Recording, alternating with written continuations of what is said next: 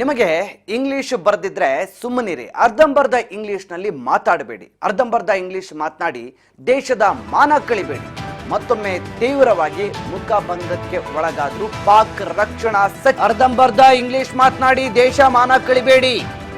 ನಿಮಗೆ ಇಂಗ್ಲಿಷ್ ಬರೆದು ಇದ್ರೆ ಸುಮ್ಮನಿರಿ ಅಂತ ಹೇಳಿ ಈಗ ಮತ್ತೊಮ್ಮೆ ಪಾಕ್ ರಕ್ಷಣಾ ಸಚಿವನಿಗೆ ತರಾಟೆಗೆ ತೆಗೆದುಕೊಳ್ಳಲಾಗಿದೆ. ಮತ್ತೆ ತೀವ್ರ ಮುಖಭಂಗಕ್ಕೆ ಒಳಗಾಗಿದ್ದಾರೆ ಪಾಕ್ ರಕ್ಷಣಾ ಸಚಿವ. ಸಂಸದೆ ಒಬ್ರು ರಕ್ಷಣಾ ಸಚಿವರಿಗೆ ಈ ರೀತಿಯಾಗಿ ಕ್ಲಾಸ್ ತೆಗೆದುಕೊಂಡಿದ್ದಾರೆ.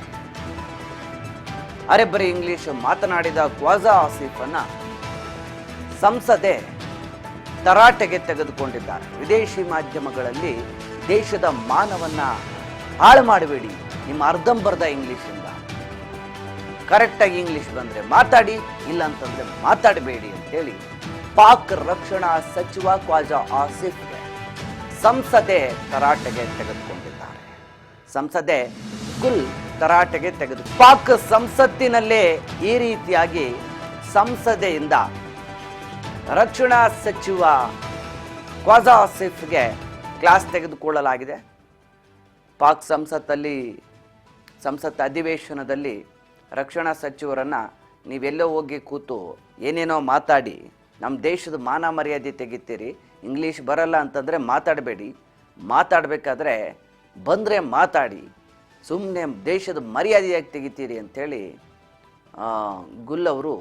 ಸಂಸದೆ ಗುಲ್ ಅವರು ರಕ್ಷಣಾ ಸಚಿವ ಖ್ವಾಜಾ ಆಸಿಫನ್ನ ಹಿಗ್ಗಾಮುಗ್ಗ ಜಾಡಿಸಿದ್ದಾರೆ.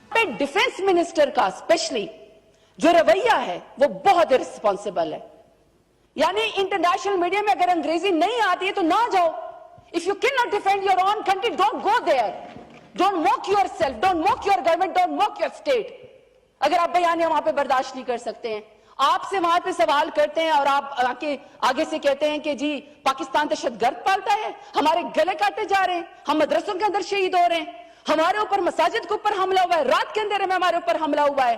पुलगाम वाकया पाकिस्तान ने किया ही नहीं. अभी हमारा जो है वो जाफर एक्सप्रेस का वाकया हुआ है. आप इंटरनेशनल मीडिया पे आपको जाने का शौक है. मेरा ख्याल है कि गवर्नमेंट के पास इससे ज्यादा पढ़े लिखे बेहतर जो है वो गवर्नमेंट का बयानिया करने के लिए, बात करने के लिए लोग होंगे, उनको भेजें. ये इस तरह की शोहदा की बेहुरमती ना करवाए कि यूनाइटेड नेशंस के अंदर और उनके मीडिया के अंदर वो आपके डिफेंस मिनिस्टर का बयान चलाएं. आप मुल्क की खिदमत नहीं कर रहे. आप जो है जो मोदी का जो आपका जो हमसाया मुल्क है जो आपके खिलाफ दहशतगर्दी करता है, आप उसके बयान को. डिफेंस मिनिस्टर का स्पेशली जो रवैया है वो बहुत इर्रिस्पॉन्सिबल है. यानी इंटरनेशनल मीडिया में अगर अंग्रेजी नहीं आती है तो ना जाओ. If you can not defend your own country, don't go there. Don't mock yourself, don't mock your government, don't mock your state. अगर आप बयानिया वहां पे बर्दाश्त नहीं कर सकते हैं, आपसे वहां पे सवाल करते हैं और आप आगे से कहते हैं कि जी पाकिस्तान दहशतगर्द पालता है, हमारे गले काटे जा रहे हैं, हम मदरसों के अंदर शहीद हो रहे हैं, हमारे ऊपर मसाजिद के ऊपर हमला हुआ है, रात के अंधेरे में हमारे ऊपर हमला हुआ है, पुलगाम वाकया पाकिस्तान ने किया ही नहीं. अभी हमारा जो है वो जाफर एक्सप्रेस का वाकया हुआ है. आप इंटरनेशनल मीडिया पे आपको जाने का शौक है. मेरा ख्याल है कि गवर्नमेंट के पास इससे ज्यादा पढ़े लिखे बेहतर जो है वो गवर्नमेंट का बयानिया करने के लिए, बात करने के लिए लोग होंगे, उनको भेजें. ये इस तरह की शोहदा की बेहुरमती ना करवाए कि यूनाइटेड नेशंस के अंदर और उनके मीडिया के अंदर वो आपके डिफेंस मिनिस्टर का बयान चलाएं. आप मुल्क की खिदमत नहीं कर रहे. आप जो है जो मोदी का जो आपका जो हमसाया मुल्क है जो आपके खिलाफ दहशतगर्दी करता है, आप उसके बयान को.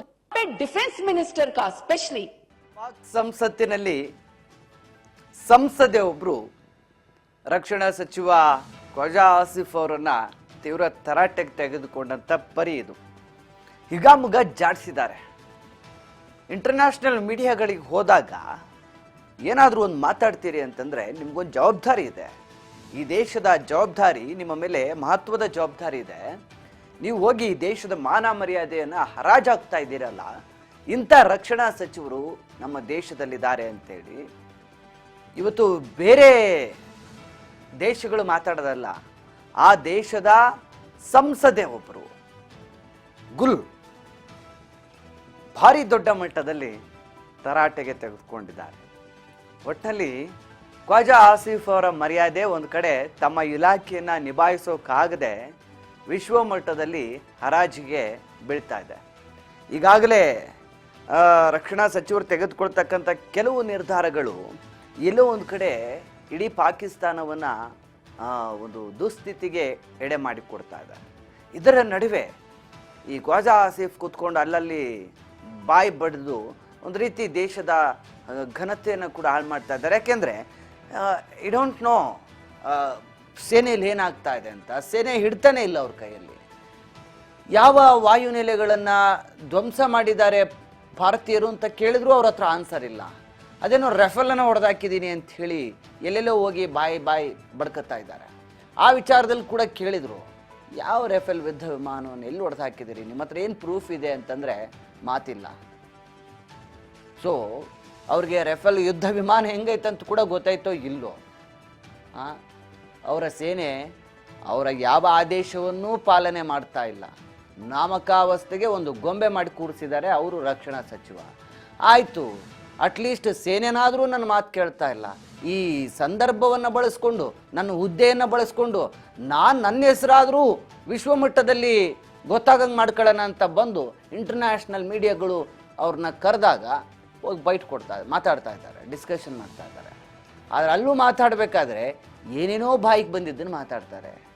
ಸೊ ಹೀಗಾಗಿ ಈಗ ಸ್ವತಃ ಖ್ವಾಜಾ ಆಸಿಫ್ ಅವರ ಹೇಳಿಕೆಗಳು ಪಾಕಿಸ್ತಾನಕ್ಕೂ ಕೂಡ ಭಾರೀ ದೊಡ್ಡ ಮಟ್ಟದ ಅಸಮಾಧಾನ ತರುವಂತೆ ಇದೆ.